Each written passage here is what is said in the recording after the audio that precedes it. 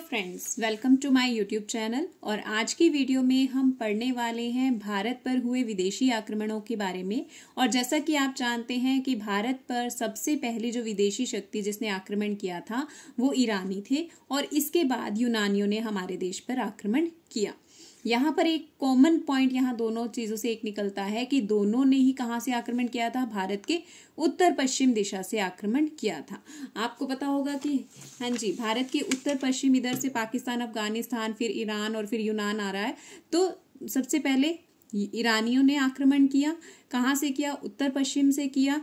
वो आक्रमण का उत्तर पश्चिम से ही आक्रमण का रीजन क्या रहा होगा कि जो ये वाली डायरेक्शन है, यानी कि उत्तर पूर्व की डायरेक्शन है, वहां पर हिमालय पर्वत है, बहुत लंबी श्रृंखला है और ऊंचे ऊंचे पर्वत हैं जिससे पार करना बहुत ही मुश्किल कार्य रहा होगा। उसके बाद हमारा जो दक्षिण भारत है वो चारों ओर से कैसे, तीनों ओर से कैसे घिरा हुआ है? समुद्र से घिरा हुआ है, और इसे भी पार करना मुश्किल रहा होगा। और अगर पार करना भी होगा तो जल सेना बहुत सुदृढ़ होनी चाहिए थी, तो ऐसा उस समय पर नहीं था। तो आक्रमण किस दिशा से हुए थे? उत्तर पश्चिम दिशा से आक्रमण हुए थे। ठीक है, अब समझते हैं सबसे पहले ईरानी आक्रमण। ईरान जो कि फारस है, इसमें एक राजवंश था जिसका नाम था हकमनी वंश। इसकी स्थापना की थी साइरस द्वितीय ने। साइरस द्वितीय जिसका शासनकाल रहेगा 558 ईसा पूर्व से लेकर 529 ईसा पूर्व तक। ठीक है, 558 से लेकर 529 ईसा पूर्व तक उसने शासन किया ईरान में, और वहीं फिर उसने भारत पर आक्रमण किया। जब उसने भारत पर आक्रमण किया तो क्या उसका आक्रमण सफल रहा? ऐसा नहीं था, उसका आक्रमण असफल रहा, यानी कि उसे जीत हासिल नहीं हुई। और ये आक्रमण उसने लगभग 535 ईसा पूर्व किया था। अब सारस द्वितीय के बाद जब उसका उत्तराधिकारी डेरियस फर्स्ट या दारा फर्स्ट, दोनों एक ही नाम है, डेरियस फर्स्ट या दारा फर्स्ट, दोनों एक ही हैं, एक ही पर्सन है, तो उसने भारत पर आक्रमण किया। और कब किया? लगभग 516 ईसा पूर्व किया। अगर डेरियस प्रथम या दारा प्रथम का शासनकाल पूछा जाए तो 522 से लेकर 486 ईसा पूर्व तक उनका शासनकाल रहेगा।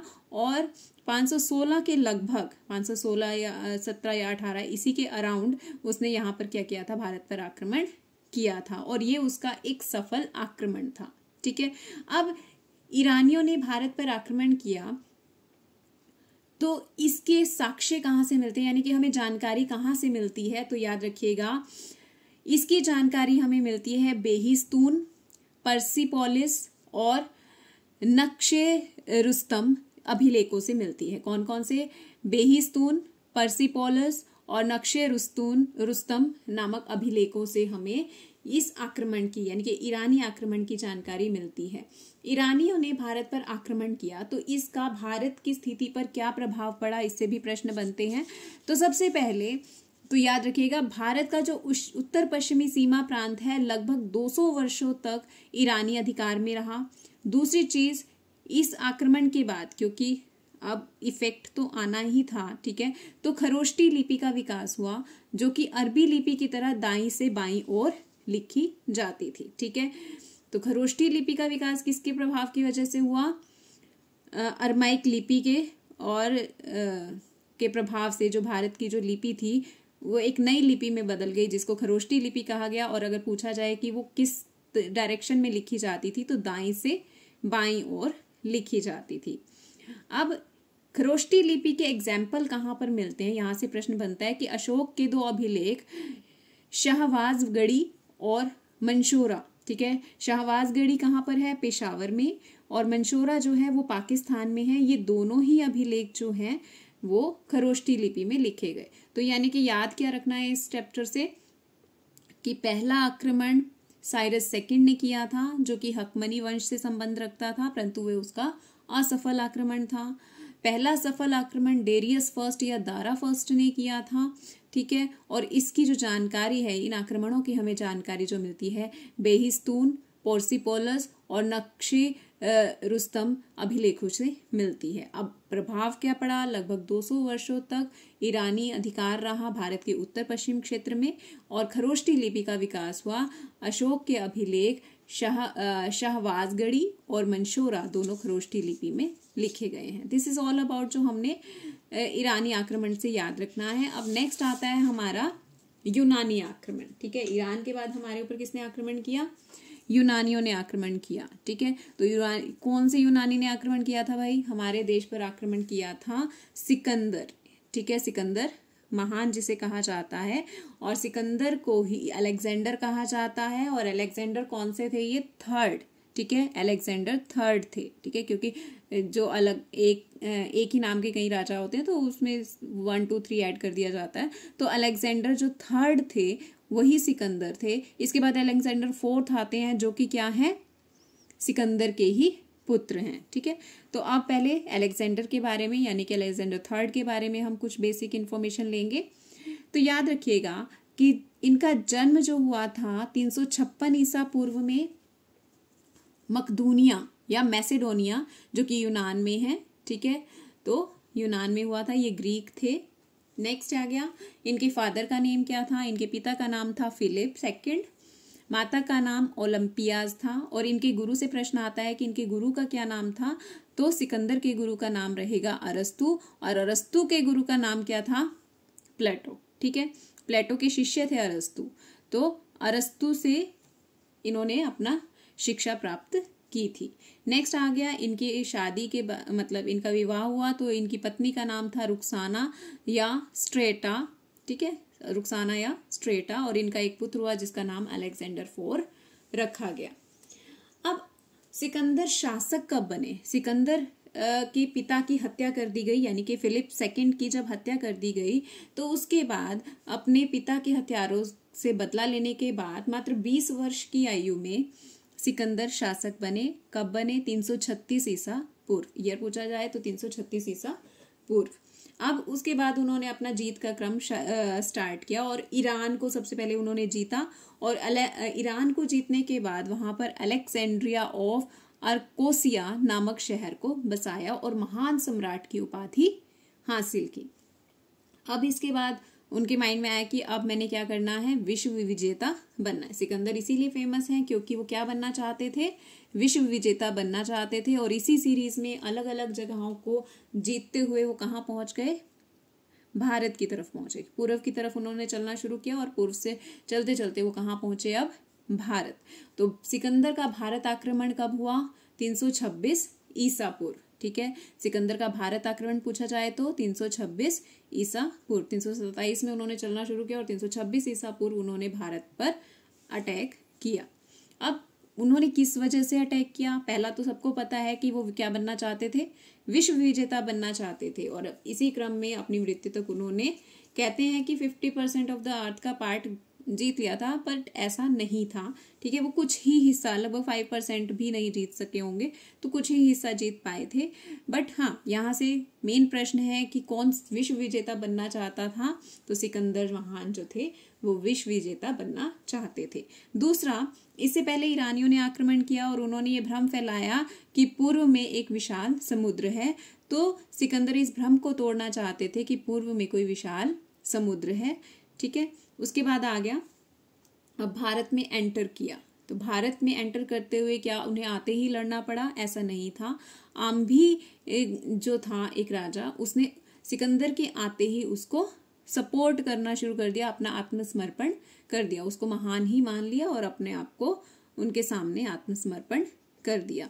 अब यहीं से एक प्रश्न बनता है कि उसने कितने हाथी दिए थे सिकंदर को, क्योंकि सिकंदर की सेना में ऐसे हाथी नहीं थे, तो उसने 65 हाथी दिए थे सिकंदर को। क्योंकि यहाँ पर जब उसने एंटर किया तो झेलम के पास जो झेलम नदी थी वो उस समय उफान पर थी। ठीक है, और दलदली जमीन की वजह से हाथी जो है उस जमीन पर लड़ाई के लिए बहुत ज्यादा इंपॉर्टेंस रखते थे। तो इसीलिए आम्भी ने क्या किया? सिकंदर को हाथी उपहार में दिए।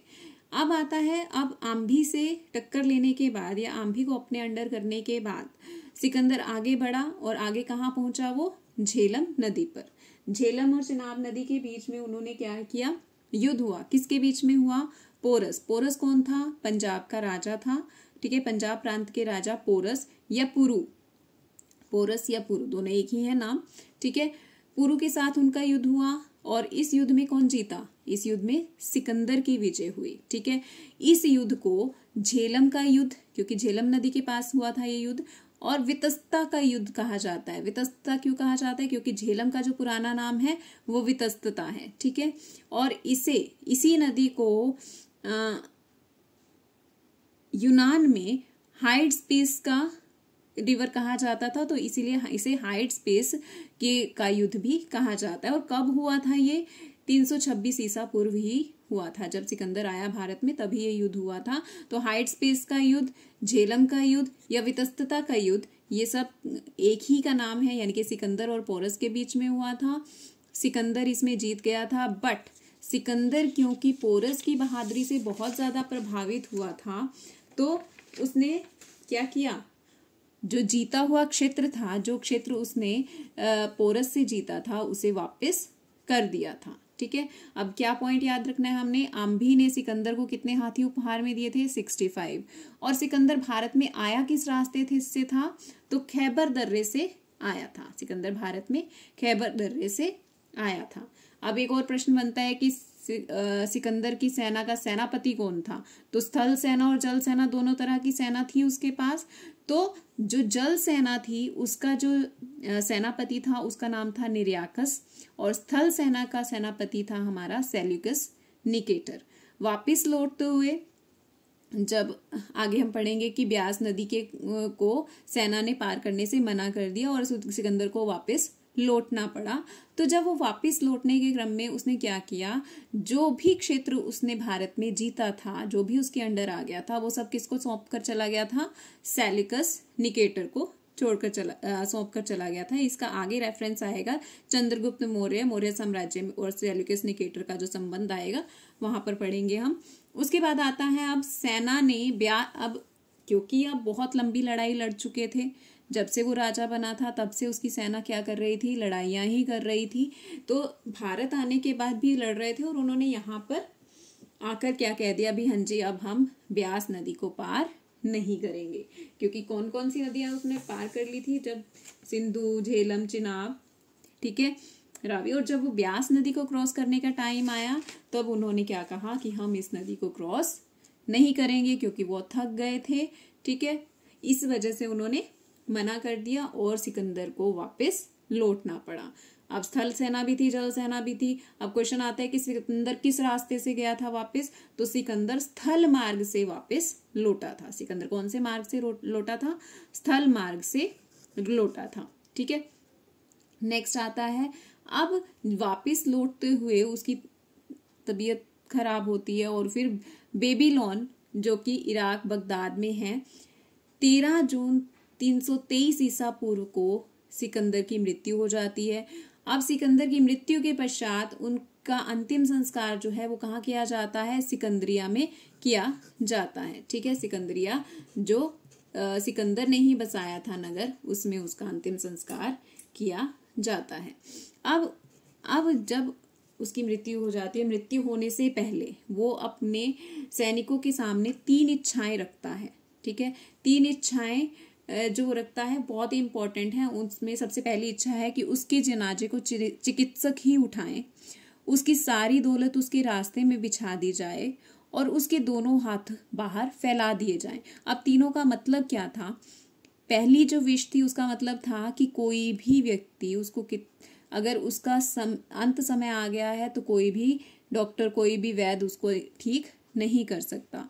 सारी दौलत रास्ते में बिछा देने का मतलब है कि आपने जितना भी पैसा जिंदगी में कमाया है, जो भी तुमने धन दौलत कमाई है, सभी यहाँ पर ही रह जाता है। और तीसरी बात, दोनों हाथ बाहर फैला देने से लोगों को ये पता चलेगा कि चाहे कोई कितना भी महान हो, वो खाली हाथ ही मनुष्य जन्म लेता है और खाली हाथ ही इस दुनिया से जाता है। ठीक है, ये उसकी 3 इच्छाएं थी। अब आता है सिकंदर भारत में कितने समय तक रहा था? तो आंसर रहेगा 19 मंथ्स। ठीक है, 19 महीने वो यहाँ पर रहा था, और भारत के इस ड्यूरेशन में उसने यहाँ पर 2 नगर बसाए थे जिनके नाम थे